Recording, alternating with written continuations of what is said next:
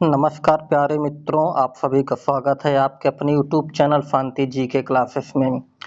दोस्तों, आज की क्लास में सामान्य ज्ञान से महत्वपूर्ण प्रश्न, बार बार पूछे जाने वाले प्रश्न, एसएससी जीडी, एसआई, पेट, रेलवे और यूपी पुलिस एमटीएस आदि कॉम्पिटिटिव एग्जाम में पूछा जाने वाला महत्वपूर्ण और रिपीटेड प्रश्न है। दोस्तों, आप लोगों के लिए बहुत ही लाभदायक क्लास है। आप लोगों से निवेदन है दोस्तों, क्लास पूरी देख के जाइएगा, ज़रूर आपको लाभ मिलेगा क्योंकि रिपीटेड क्वेश्चन है, एग्जाम में पूछे हुए सभी प्रश्न रखे गए हैं। दोस्तों, आइए देर न करते हुए क्लास को स्टार्ट करते हैं। पहला प्रश्न है दोस्तों, हरित क्रांति विशेष रूप से संबंधित है। बहुत ही बढ़िया, प्यारा और इम्पोर्टेंट प्रश्न है। ऑप्शन दिया गया है कृषि उत्पादन, पशुपालन, कृषि उत्पादन में वृद्धि, कृषि उत्पादन के व्यापार। तो हरित क्रांति है दोस्तों कृषि उत्पादन में वृद्धि से option number C is correct answer होगा पहला का। नेक्स्ट प्रश्न तरफ बढ़ेंगे, अगला प्रश्न देखेंगे दोस्तों। अगला प्रश्न दिया गया है कि केंद्र सूची का विषय नहीं है। यहाँ देखिए पूछ रहा नहीं है। ऑप्शन डाक एवं तार, बैंक, सिंचाई, रक्षा। तो यहाँ केंद्र सूची पूछा तो ये इसका सही जवाब होगा दोस्तों सिंचाई। Option number C is correct answer.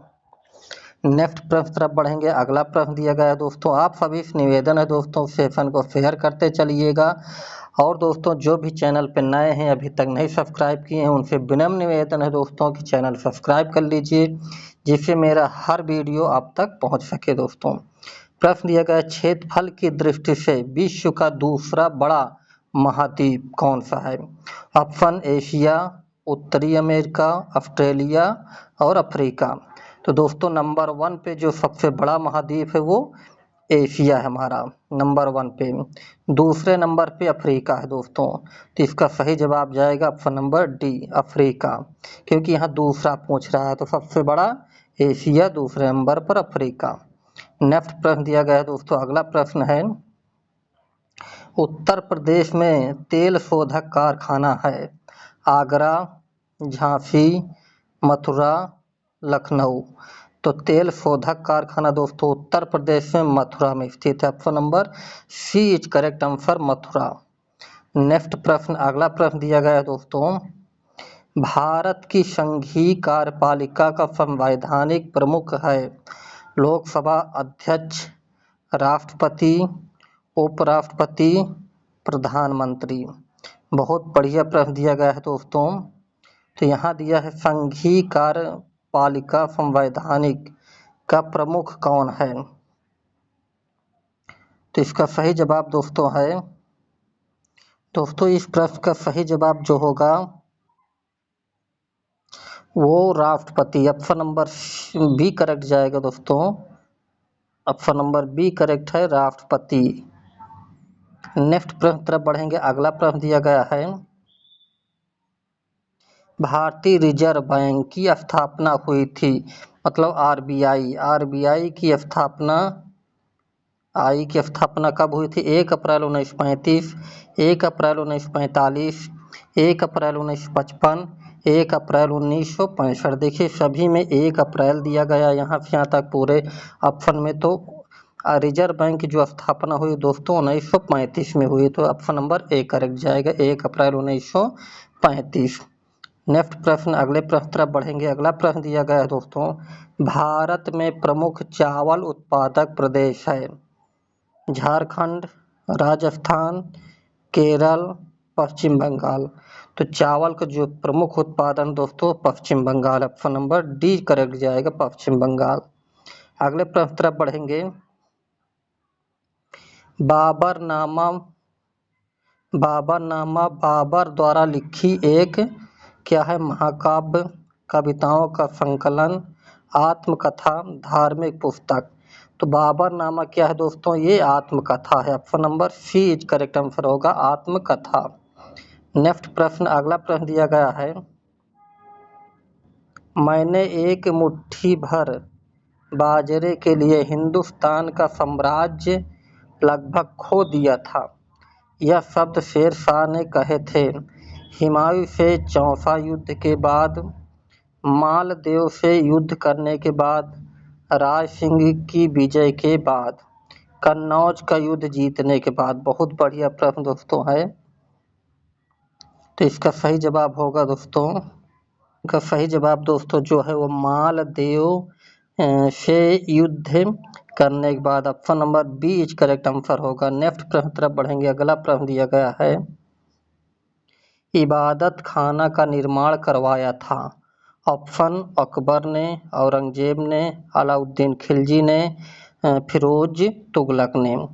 तो इबादत खाना दोस्तों यहाँ दिया गया है तो अकबर सही जाएगा। Option number A is correct answer होगा अकबर। नेक्स्ट प्रश्न दिया गया, अगला प्रश्न है, मराठों का सर्वाधिक उत्थान किसके शासनकाल में हुआ था? संभाजी के काल में हुआ, शिवाजी के काल में हुआ, साहू जी के काल में हुआ, शाह जी के काल में हुआ।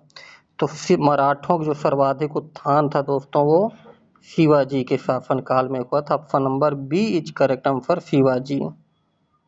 नेक्स्ट प्रश्न अगला दिया गया है दोस्तों प्रश्न, विलय नीति का संबंध है। बहुत बढ़िया मोस्ट इम्पॉर्टेंट प्रश्न है दोस्तों। विलय नीति नाना साहेब डलहौजी से, टीपू सुल्तान से, हैदर अली से। तो विलय नीति दोस्तों Dalhousie. Option number B is correct answer होगा, डलहौजी से संबंधित है। अगले प्रश्न तरफ बढ़ेंगे। अगला प्रश्न दिया गया है, संसद से तात्पर्य है लोकसभा, राज्यसभा, लोकसभा, राज्यसभा तथा राष्ट्रपति। लोकसभा, राज्यसभा। दोस्तों संसद जो होता है लोकसभा, राज्यसभा तथा राष्ट्रपति तीनों से मिलकर के संसद बनती हैं। तो ऑप्शन नंबर सी करेक्ट होगा इसका आंसर।